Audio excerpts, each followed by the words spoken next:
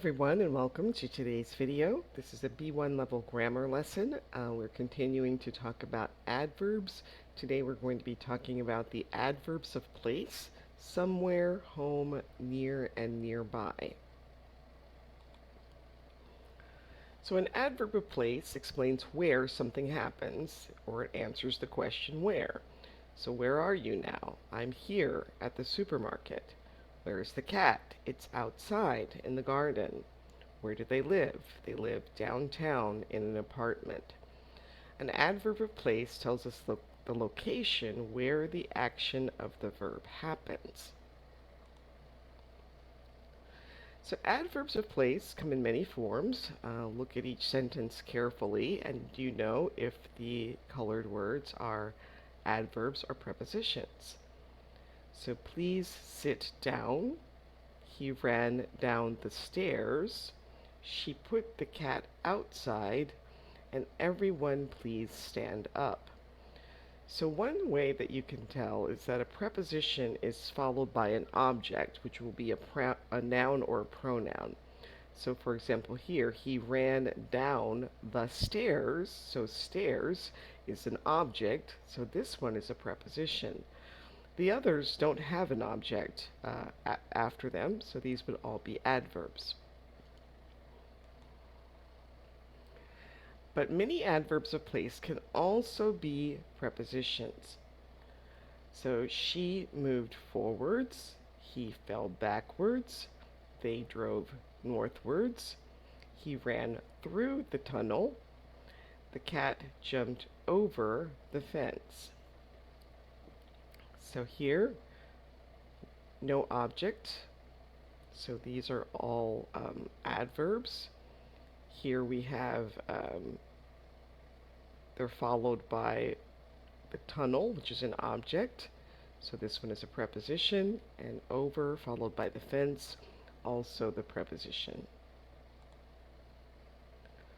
And adverbs of place come in all shapes and sizes. And here's a selection of adverbs of place in English. So above, abroad, anywhere, around, away, below, downstairs, here, home, in, nearby, nowhere, outside, over there, somewhere, there, under, underground, and upstairs. And see if you can think of any others. And in English, adverbs can appear in different places. So again, decide if the colored word is an adverb or a preposition. So he ran the race yesterday. So yesterday is an adverb of time, and often is an adverb of frequency. So I often go to the cinema. And if there is no object, the adverb of place goes after the verb. So she went inside, went is the verb, so we put the adverb after, and she brought the cat inside. If there is an object, the adverb goes after the object. So this one, there is an object, the cat, so we have to put the adverb after the object. So you would not say she brought inside the cat. Now, somewhere or anywhere mean at an unspecified or unknown place, while nowhere means at no place. So we're going to look at these sentences and notice how we use these adverbs of place. So we're going somewhere. My house keys are somewhere.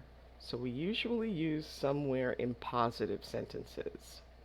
My house keys aren't anywhere. You won't find better food anywhere. Have you seen my wallet anywhere? So we use anywhere in negative sentences and in questions. And this road goes nowhere. Nowhere is usually used in positive sentences. Alright, so now you're going to try these exercises. Fill in the blanks with either somewhere, anywhere, or nowhere. You can pause the video, try these on your own, write down your answers, and then restart when you're ready to check. I've looked for the ball, but I can't find it anywhere. Use anywhere because this is a negative sentence. I cannot find my car keys anywhere. Have you seen them? Again, a negative sentence. I want to go somewhere nice this summer. It's a positive sentence. This path goes nowhere. Let's turn around because I think we are going the wrong way. Again, a positive sentence. Keep looking. I know that the cat is somewhere. I saw him 5 minutes ago. Another positive sentence. Now we can use somewhere in questions when making offers and requests. For example, do you want to go somewhere tonight? Maybe to a Korean restaurant. Or I want to visit a nice museum. Can you recommend somewhere? We use anywhere in positive sentences when we mean that it doesn't matter where. You can put your jacket anywhere. It's not important where we eat. We can eat anywhere. All right, now you're going to choose either somewhere or anywhere to complete these sentences. Again, pause the video, write down your answers, and then restart when you're ready to check. Okay, I put my glasses somewhere, and now I can't find them. I haven't seen her anywhere. The restaurant must be somewhere around here. I think she lives somewhere in Spain.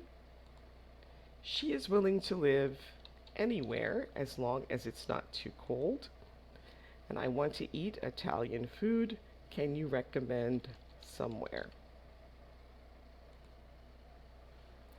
Now, home can be used as a noun, as in I want to buy a home, or people say home is where the heart is, or they own a second home in Miami.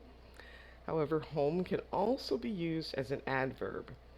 Simon walked home. I'm tired. I'm going home. And after 5 years in London, she moved home. So remember that adverbs of place tell you where an action happens. In the sentences above, home is a direction. When home is used as an adverb, we don't need to use a preposition. So you would not say, I go to home, it's just I go home. You don't say, I return to home, it's just I return home.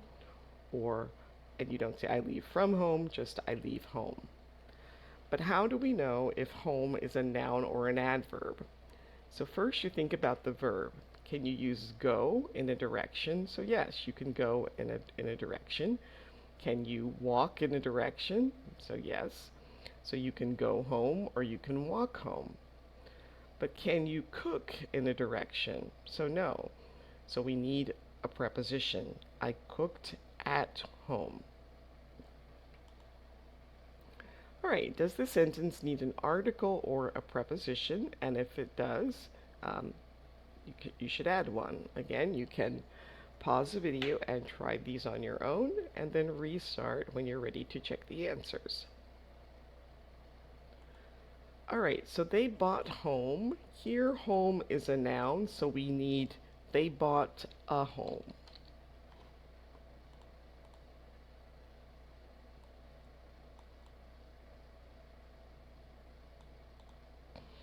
After weeks of traveling, she finally returned home. Well, here, this doesn't need anything because you can return in a direction, so home is fine. I prefer to sleep. This one should be at home.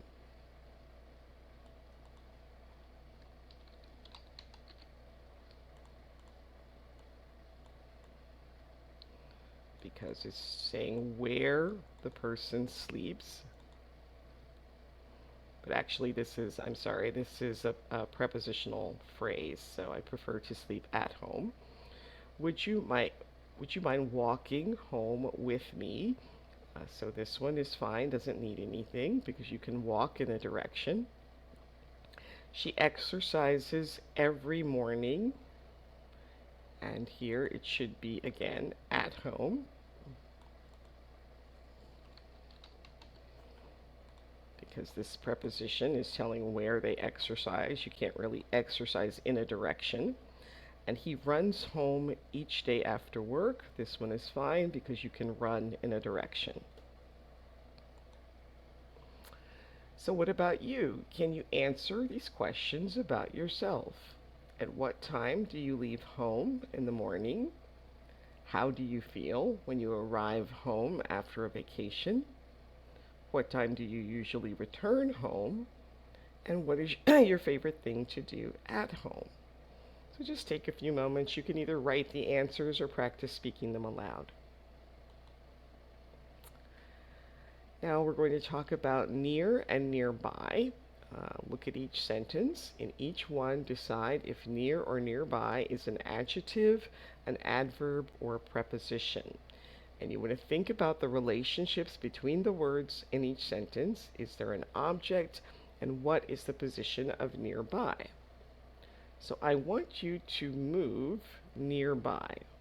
So here, nearby is describing where we move, and so this would be an adverb. There is a house for sale in a nearby town. Well, here, nearby is describing the town, so this is an adjective. She lives near the supermarket, so here it shows where she lives, so this is an adverb. And you should receive a letter in the near future, so near is describing the noun future, so it's an adjective. And Jimmy's birthday is drawing near. So here drawing means like coming, or the date is approaching. So here this would be an adverb because it's describing the verb is drawing. So nearby can be used as an adjective or an adverb. So in the two sentences below, nearby is an adverb. I want you to move nearby. Again, there's no object, and it's telling where they move, and they live nearby, describing where they live. So in this sentence, nearby is an adjective because it modifies the noun town, a nearby town. Now, near can be used as a preposition, adjective, or adverb. In this sentence, near is a preposition. So she lives near the supermarket. Here, near tells us the position of the supermarket relative to the subject's house. In this sentence, near is an adjective. You should receive a letter in the near future because it's modifying the noun future. And here, near is an adverb. This is a more formal use of near to talk about time, so Jimmy's birthday is drawing near. Alright, so now you're going to use near or nearby to complete these sentences. It may be possible to use both words in some instances in the same sentence. So go ahead and pause the video, write down your answers, and then restart when you're ready to check. My best friend Sally lives nearby. I can walk to her house in about 5 minutes. I'm tired of city life. I want to live near the beach. We arrived last night at Rome Central Station. We slept at a hotel nearby. I am hoping to get engaged in the near future. The nearby park is under construction. Alright, English has many adverbs of place, so match each sentence to its logical image. So Ted is traveling overseas at the moment.